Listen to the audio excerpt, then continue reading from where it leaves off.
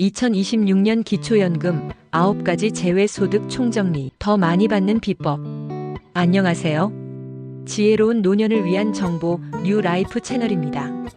오늘은 2026년 기초연금과 관련하여 많은 분들이 궁금해하시는 소득 인정액에 대해 자세히 알아보겠습니다.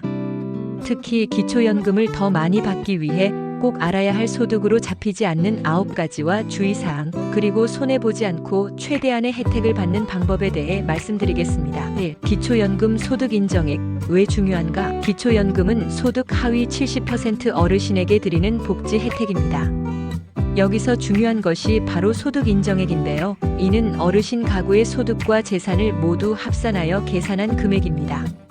이 금액이 기준액보다 낮아야 기초연금을 받을 수 있죠. 하지만 모든 소득이 다 포함되는 것은 아닙니다. 정부가 특별히 제외하는 소득들이 있습니다. 기초연금 소득 인정액에 포함되지 않는 9가지 소득. 현재 기준 2026년에도 큰 변동 없이 적용될 것으로 예상되는 소득 인정액 제외 항목입니다. 이는 정확한 법률과 규정에 근거하고 있으니 안심하셔도 좋습니다. 국가유공자 등 보훈보상금, 나라를 위해 헌신하신 분들에게 드리는 보상금은 소득으로 보지 않습니다. 국민연금 등 공적연금 가입기간 중 소득, 국민연금 납부기간 중 발생한 소득은 소득으로 잡지 않습니다. 연금 수령액은 소득으로 포함. 장애인연금 및 장애수당, 장애로 인해 받는 연금이나 수당은 소득으로 계산하지 않습니다. 이동통신사 통신비 지원금, 일부 지자체에서 저소득층에게 제공하는 통신비 지원금은 소득으로 보지 않습니다.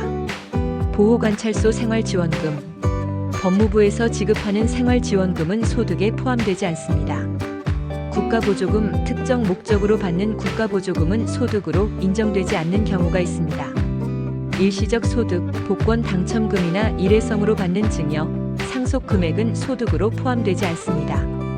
단, 정기적으로 받는 경우는 소득으로 잡힐 수 있습니다. 재산 매각대금, 부동산이나 주식 등 재산을 매각하여 얻은 수익은 소득으로 계산되지 않습니다.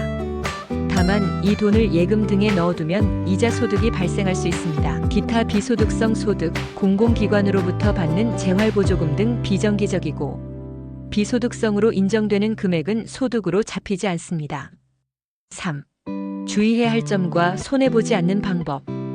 자, 이제 가장 중요한 주의사항과 최대한의 혜택을 받는 방법입니다. 단순한 정보 습득을 넘어 실제로 실천하셔야 기초연금을 최대한 많이 받으실 수 있습니다. 재산관리 현금을 많이 가지고 계시면 금융재산으로 잡혀 소득으로 계산될 수 있습니다. 필요 없는 현금은 생활에 필요한 자산으로 바꾸거나 소득으로 잡히지 않는 곳에 분산하는 것이 좋습니다. 증여와 상속 자녀에게 재산을 증여할 경우 재산이 감소하여 기초연금 수급에 유리해질 수 있습니다. 하지만 증여세를 고려해야 하므로 전문가와 상담하는 것이 좋습니다. 무료 임대소득, 자녀 집에 거주하며 임대료를 내지 않는 경우 무료 임대소득으로 간주되어 소득 인정액이 올라갈 수 있습니다. 이 부분은 관할 주민센터에 꼭 문의하셔야 합니다. 2026년 변경 가능성. 오늘 말씀드린 내용은 현재 법률에 근거한 것입니다. 2026년에는 정부 정책에 따라 일부 내용이 변경될 수 있으니 2025년 말 또는 2026년 초에 발표되는 공지를 꼭 확인하시기 바랍니다.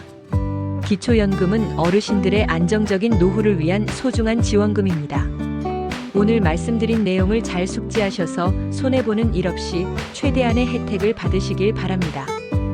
궁금한 점은 가까운 주민센터나 보건복지부 콜센터에 문의하시면 친절하게 상담받으실 수 있습니다.